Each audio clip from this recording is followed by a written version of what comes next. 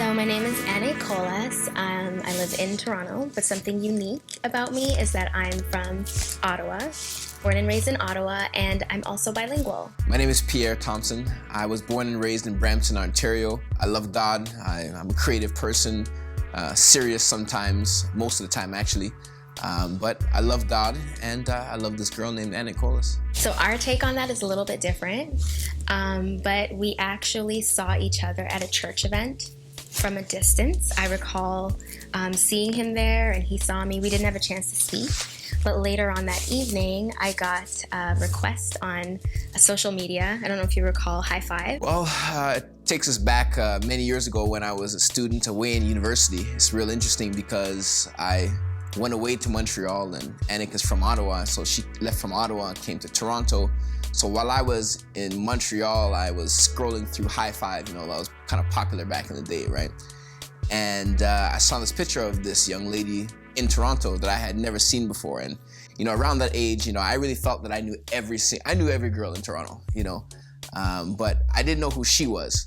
So I saw the photo, and, before sliding in DMs was popular, I sent her an inbox message. That's what it was called back then. So I got a message on High Five, and then we just started talking back and forth. And I said, hey, how are you? I see that background. I know that church, Christian pickup lines. And, it kind of started from there. We talked back and forth for a little while until it came home for the summer. And we decided to meet. He actually initiated all the dialogue, conversations, exchange of phone numbers. And so we became friends, and, we had a lot of transition, ups and downs throughout the course of our friendship. And we're here now. Well, when we were younger, early 20s, we tried this thing, didn't really work out the way that we both planned. We were not really sure about what we wanted in life. I was kind of, headed down one direction, and I felt that she was headed down another. We were both young, and we didn't really know what we wanted, so we agreed mutually that it wasn't the right time for a serious relationship, but we stayed connected as friends. He introduced me to his family and to a lot of friends that I have till this day. So I guess throughout the course of the 10 years, we just stayed in touch. We've always maintained friendships, myself and her and my family and so forth.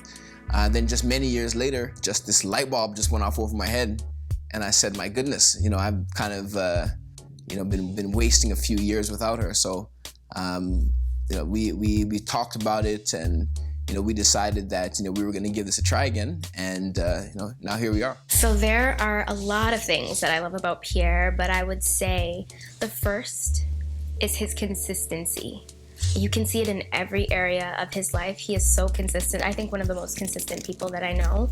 If he sets his mind to doing anything, whether it's in ministry, whether it's at work, whether it's with family, he's very consistent. And also, Pierre has this, very tough exterior, but he has such a loving heart.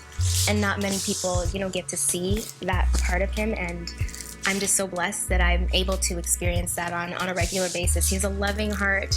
He cares for people, especially his family, his friends. Just, he cares. I love her optimism. She looks at life from the glass half full perspective. I really love that she's a giver. She's a very generous person, always looking to please, and I really appreciate that about her. Very selfless. She thinks that one of her greatest callings is actually to be with me, and that really makes me feel really great, and it really makes me feel that that this is something that God put together, not something that I could have looked for, asked for. This is an answered prayer for the both of us. I would say that the funniest thing about Pierre is his sense of humor. He can be very serious at times, but the random things that, certain people may or may not find funny, he might find that funny. So I think that that's the funniest thing about him. While she's very quiet, and she can be extremely dramatic, people might not be able to see that side of her. She will take the smallest thing, whether it's, like a little bug or something like that, and blow it way out of her proportion. it's like a little ant is trying to kill her or something. I mean, she can be very dramatic, but it all adds to just the depth of her character and little things to laugh at, and that's what I love about her. One time I was with her and there was maybe, I don't know if it was a spider or maybe a little type of insect that was on the ground, and she nearly jumped on me to say, "Oh my gosh, you have to kill this bug for me." I said, "My goodness, it's just a little bug, it's God's creation." We were driving downtown, and we encountered a homeless man that was laying on a vent. It was a really cold day, extremely cold day. And as I was driving by, Annick said, we should stop and help him. In my mind, I really felt that, he probably needed some help, but we probably weren't the people to help him. My heart went out to the man, but she was adamant about us stopping. Let's stop and help this guy. I remember the scripture that says, Jesus said, "The poor will be with you always." So I was thinking, well, if we help him, there's going to be somebody else we're going to need to help, and then we're not going to do anything that day. I mean, she didn't stop until we turned that car around and went around to check on this homeless man, and we called for help. But it shows her heart, and it shows that she can be extremely dramatic when the situation calls for it.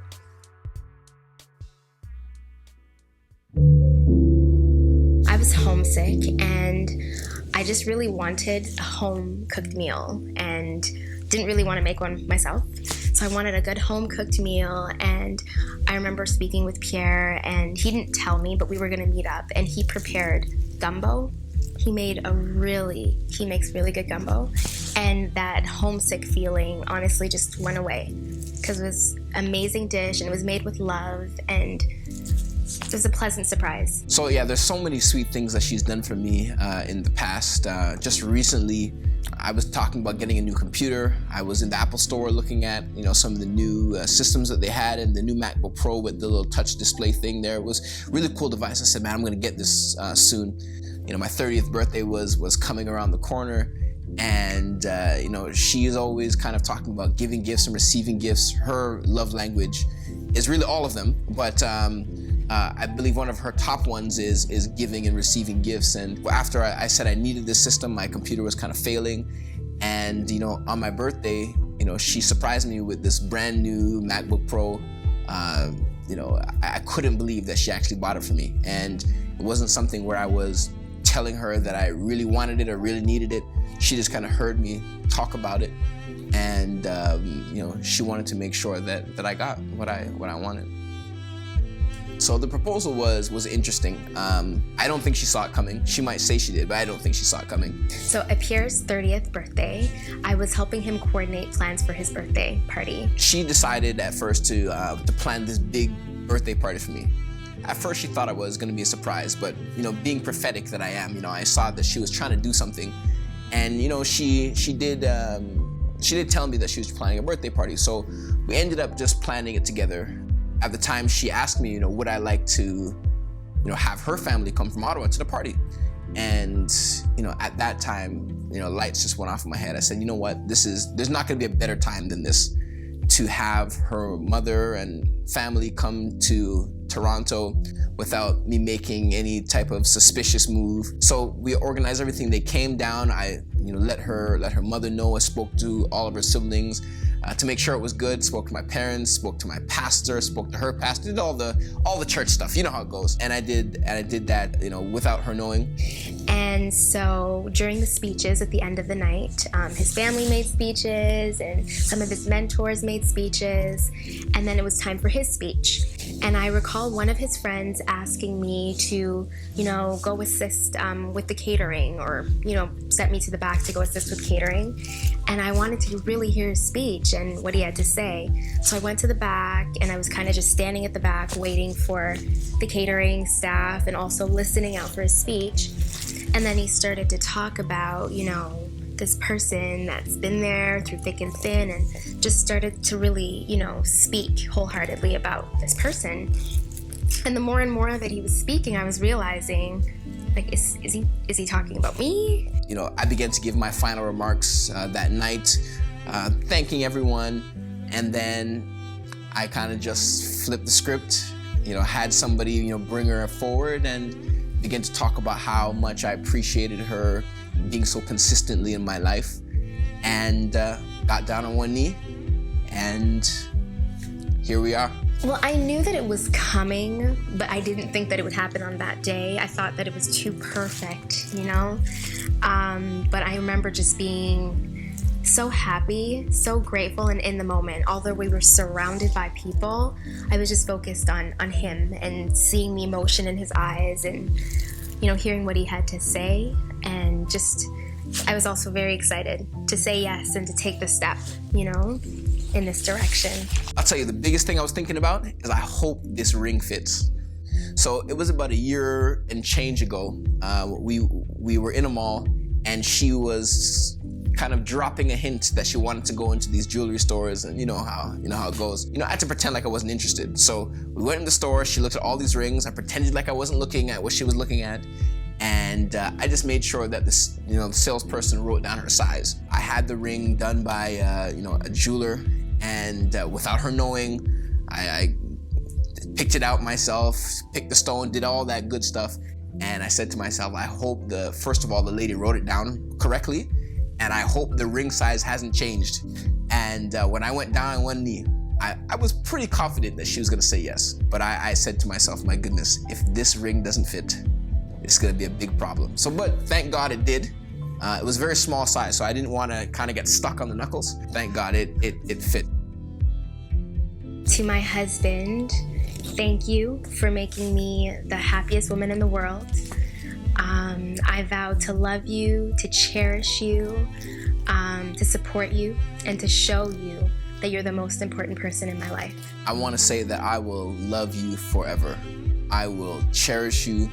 I will treat you as the gift that God gave me. I'll do my best to not just please you, but to please God. I want to be the man that you've always wanted. I want to be the man that God called me to be. A husband, a father. I want to be a friend. I want to be a supporter. And, I want to have a great life. It's going to not be without challenges, but I believe these challenges are going to make us stronger. And every setback, I'm believing, is just going to be a stepping stone to bring us to, the next level of life. And I can't wait to do this life with you.